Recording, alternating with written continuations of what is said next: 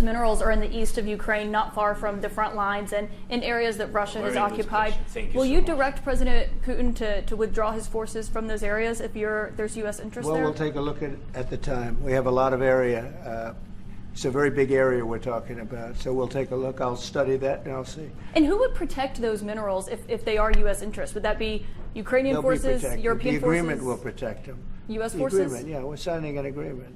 Right, but what if Russia tries to invade or there's Russian aggression in those spots? What would you do? I just told you I don't think that's going to happen. And if that were going to happen, I wouldn't make a deal. If I thought that was going to happen, I wouldn't make a deal.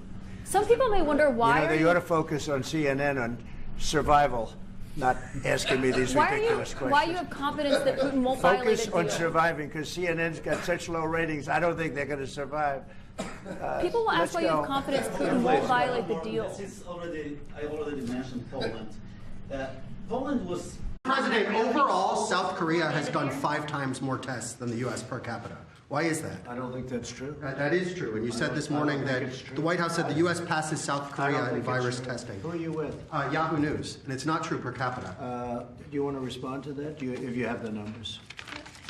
Sure, I have the numbers. So remember early on, we pushed tests to the outbreak areas, just like he described. His primary outbreak was in Miami-Dade and Broward County and Palm Beach, so they pushed tests into that region. We did the same thing in the United States. So if you look at every single state that had an outbreak, their testing is greater than anywhere in the world. They're in the 42 per thousand range. Your point is taken about individual areas, but overall, we've had 14 times more infections than South Korea. So are we doing something wrong, and why is that? They have a very dense population. Yeah, our epidemic looks much more like the European epidemic. So right now we're tracking very close to the countries in Europe, and we're testing at their rate of their concentrated epidemics and where they're occurring in the metros. I think it really shows the susceptibility of our major cities in the same way they were susceptible in Europe. And so we've been very focused on that. That's not to say that we're not supporting the rural states. We're very much supporting the rural states and very much supporting their testing. There's no state right now in the United States that's tested really less than 1%, which is pretty remarkable when they don't really have significant cases. So to our Yahoo gentlemen, I just want to make it clear that South Korea's testing was 11 per 100,000, and we're at 17 per 100,000. So are you going to apologize, Yahoo? That's why you're Yahoo, and nobody knows who the hell you are. Go ahead, let's Based go. on the numbers I've seen, that's why nobody knows who you are, including me. Go ahead. Mr. President, just check it again. You ought to get your facts right before you. Well, we have had 14. Okay, well, your facts are wrong. Thank you very much, and just for the record, we don't hate you. I don't hate you. Okay. So pass that along. But ask Jeff Zucker how he got his job. Well, if I may follow up on some of the questions that have taken place so far here, sir. Well, not too many. We do have other people. You do have other people, and your ratings aren't as good as some of the other people that are waiting. Pretty good right now, actually. Okay. Go ahead, Jim. If I may ask, sir, you said earlier that WikiLeaks was revealing information about the Hillary Clinton campaign during the election cycle. You welcomed that at one time. I was okay with it. You said you loved WikiLeaks.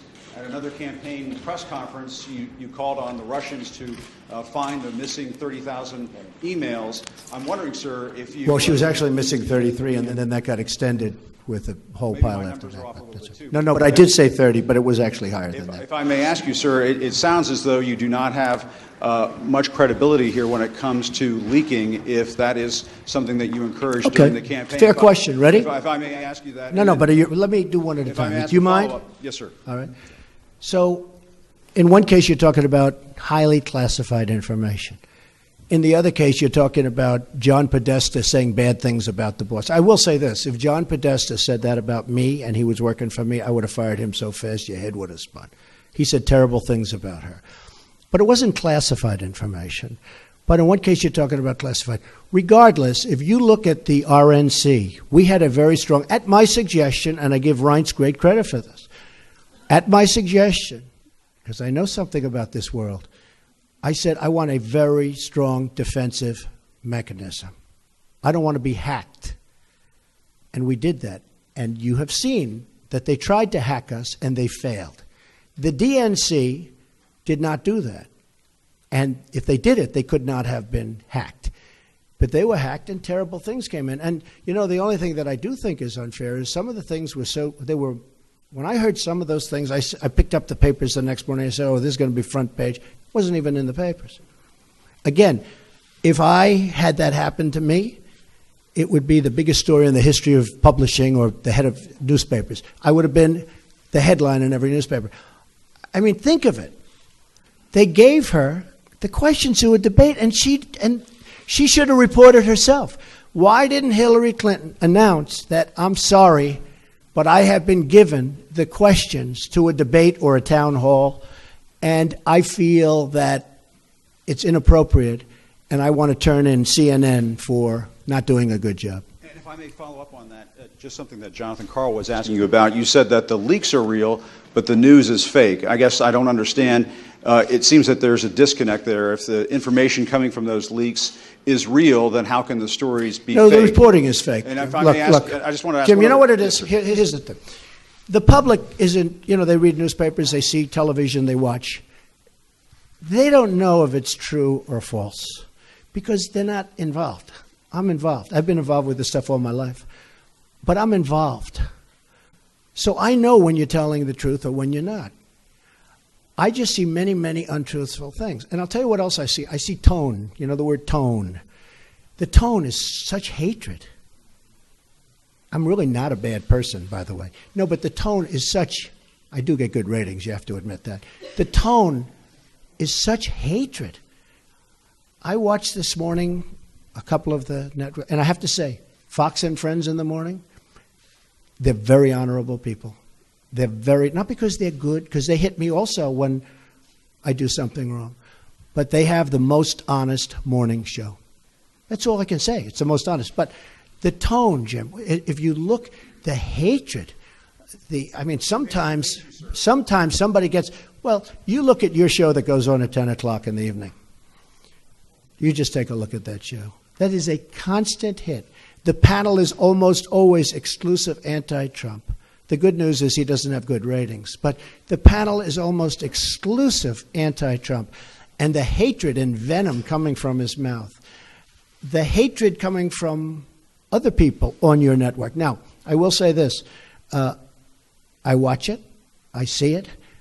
I'm amazed by it. And I just think you'd be a lot better off. I honestly do. The public gets it, you know. Look, when I go to rallies, they turn around, they start screaming at CNN. They want to throw their placards at CNN, you know. I think you would do much better by being different. But you just take a look. Take a look at some of your shows in the morning and the evening. If a guest comes out and says something positive about me, it's brutal. Now, they'll take this news conference. I'm actually having a very good time, okay? But they'll take this news conference. Don't forget, that's the way I won.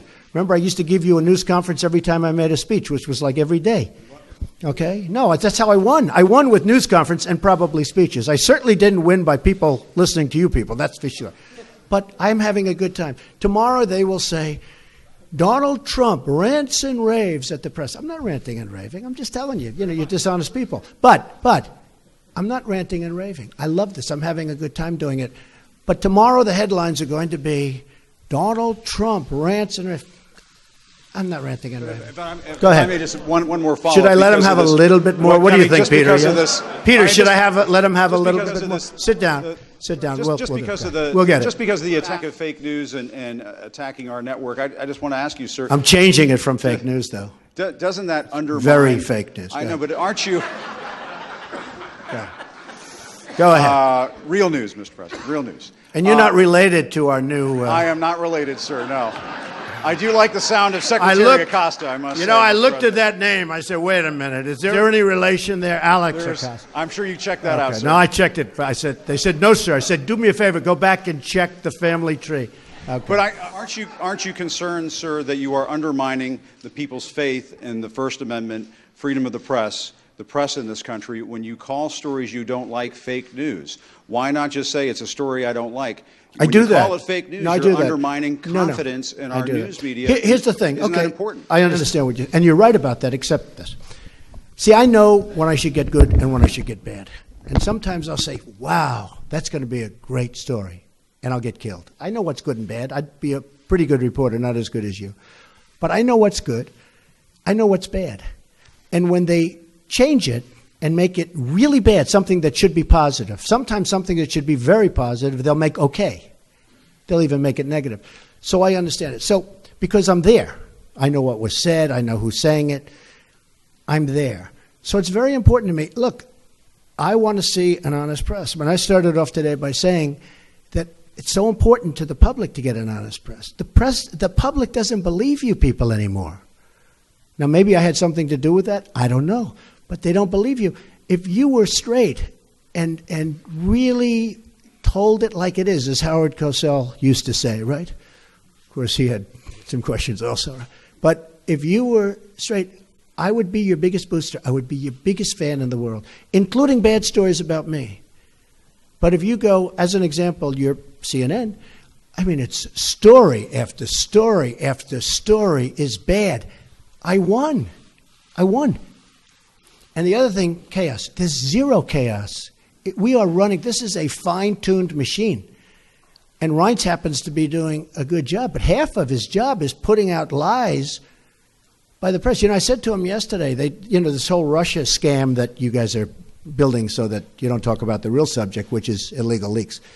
But I watched him yesterday working so hard to try and get that story proper. And I'm saying, here's my chief of staff, a really good guy, did a phenomenal job at RNC. I mean, he won the election, right? Won the presidency. We got some senators. We got some all over the country. You take a look. He's done a great job. And I said to myself, and I said to somebody that was in there, I said, you take a look at Reince. He's working so hard just putting out fires that are fake fires. I mean, they're fake. They're not true. And isn't that a shame? Because he'd rather be working on health care. He'd rather be working on tax reform, Jim. I mean that. I would be your biggest fan in the world if you treated me right. Now, I sort of understand there's a certain bias, maybe by Jeff or somebody, for whatever reason. And I understand that. But you've got to be at least a little bit fair. And that's why the public sees it. They see it. They see it's not fair. You take a look at some of your shows, and you see the bias and the hatred. And the public is smart. They understand it.